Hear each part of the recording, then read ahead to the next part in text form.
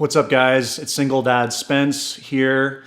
Thought I'd give you 10 parenting tips for single parents.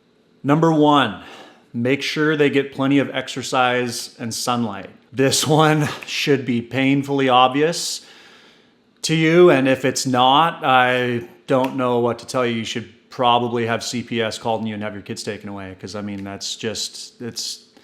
them outside. I mean, tire them out, let them play. Don't just let them be inside and cooped up and on screens and shit all day. I mean, they're like balls of energy that just want to, bounce off the walls. You got to get them out and play. Number 2, get backups of their favorite toys and attachment objects. Kids often, they'll get attached to things. They'll get attached to a toy or a blanket, or I mean, it could be any kind of little object, but if you lose those, you're in a world of pain. And so also, you want to be careful, you want to be mindful, I should say, of what items you bring into their life. Those kind of rare, one-of-a-kind toys or items you might pick up at a flea market or a thrift store or on the road or something, it's great. I would never say to not do that, but just be very careful. If you can't secure a backup of it, guard that shit like gold in Fort Knox, because when the day comes when they lose it, you will be the one paying for it. And I had to learn that one the hard way with my son this last year. My son's 4. This last year, he had a guitar. It was like a Christmas ornament where you pressed a button and it played a song. It was Johnny Cash, and when you pressed, Johnny Cash was on there, his picture was on there, and you press a button and it plays Walk the Line. It was something that a friend of his mom's gave to him, and just picked it up on the road or something. But I lost this thing, and boy, was I paying for it. And you bet I got on Etsy and sourced the only one I could find in the Midwest somewhere, and paid well over what I should to have that thing expressed to me pronto. So yeah, be very careful with the things that they get attached to. Number 3, this one should also be painfully obvious. Read to them. You would think this one should be painfully obvious, but I'm always surprised how often I hear about people not reading to their kids or not reading to them enough. I don't know what to tell you guys. If you're not reading to your kids, you're probably a up, and you probably have other big problems in your life that something like this is just the tip of the iceberg. And I just feel really sorry for your kids. Read to your kids, guys. It's easy. It doesn't matter so much what. They like the routine of it. It gets them started on learning how to read. They like hearing your voice. They start following along with the words and the sentences and the pictures, and it's just critical. You got to do it. Number 4, the power of association. Use positive association for things they don't like doing to get them to go with the program. An example with my son is, for a long time, he didn't like wearing regular shoes. He insisted that he always wear Crocs or sandals or something. So by doing an activity that we love doing together, which is skateboarding, I put him in some Vans, Holla Vans, and we only skateboarded in the Vans. So I started calling those his skateboarding shoes. And, obviously very strategically, skateboarding shoes. And before you know it, all he wanted to wear was the skateboarding shoes. Use that sort of thing strategically to get them to go along with the program. All right, we have to talk about keeping up your stamina and your energy levels. Number 5, focus on activities that tire them out but leave you with your energy. This is another one I had to learn the hard way. It's easy to think that, when you're planning stuff that you want to do with them, you just try to think of fun things on a weekend or something. But especially as a single parent, especially if you're alone and you don't have anyone to help you out and you're just alone with them, you really want to double down on those activities where they're tiring themselves out, they're playing, they're working up their energy, and you're sitting there like a prison warden, just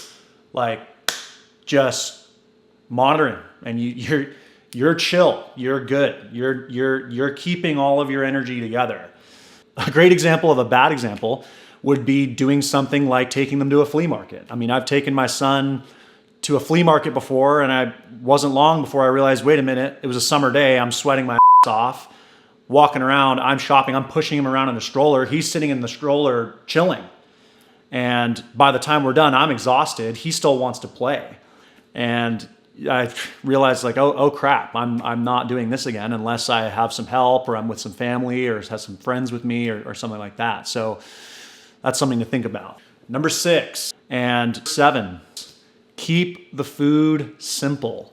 Keep food items separate. You don't need me to tell you, kids are notoriously picky eaters. So you wanna, when you're cooking for them, you wanna avoid things like sauces and spices, and bold flavors. The exceptions to those might be butter and salt. I would say definitely lean into the butter and salt to get it down the hatch. That works wonders. But yeah, generally speaking, you want to keep things pretty plain. And there's sort of an art to learning.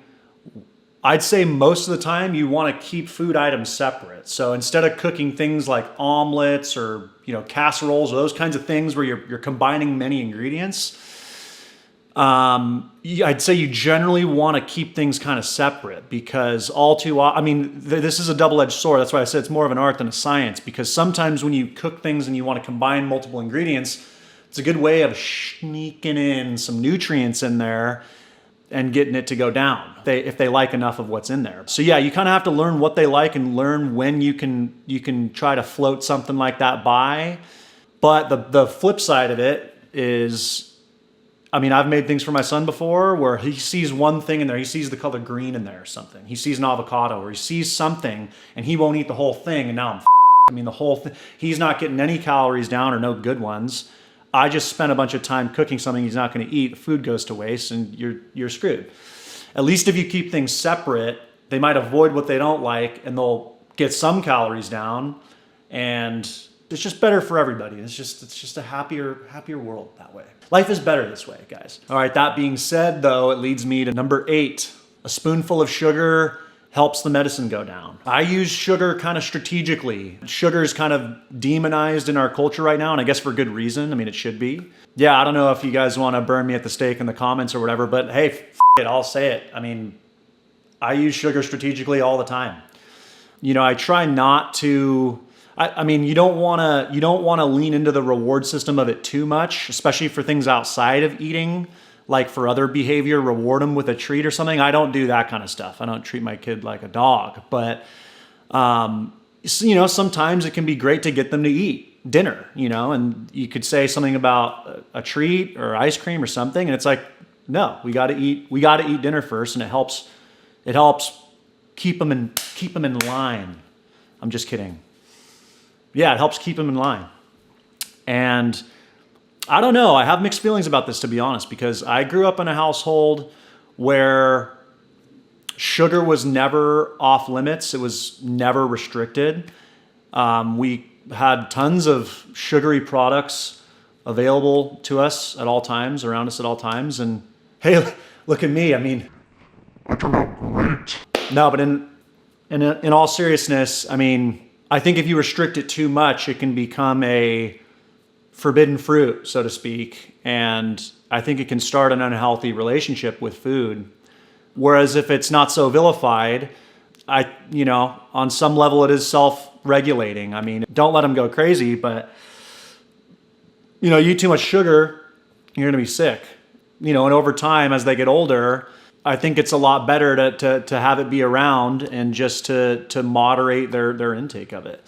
And another thing to keep in mind too is that like a sugar high, so to speak, is really like a 30-minute ordeal. It's not like caffeine or something where it's 4 or 6 hours. I don't think it's a huge deal. And it applies even to things like eggs, right? Like my son doesn't really care much for eggs, but if you slop a bunch of ketchup on there, they'll go right down the hatch. Am I stoked about the idea of him slopping down a bunch of sugar? And who knows? I'm not a nutritionist, but I would think ketchup has a lot of processed crap in there.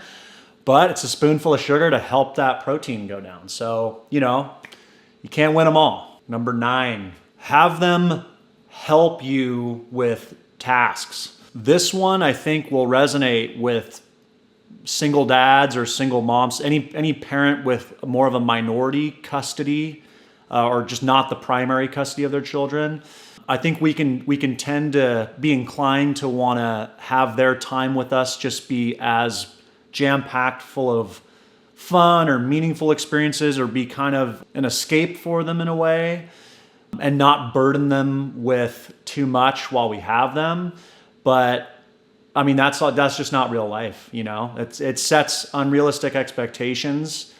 It's kind of not fair to the other parent if their daily life is, they're surrounded by life's demands relative to their age and their level of responsibility they can take on. And then they go to another parent's house and it's Disneyland all the time. I mean, it's not really cool, you know?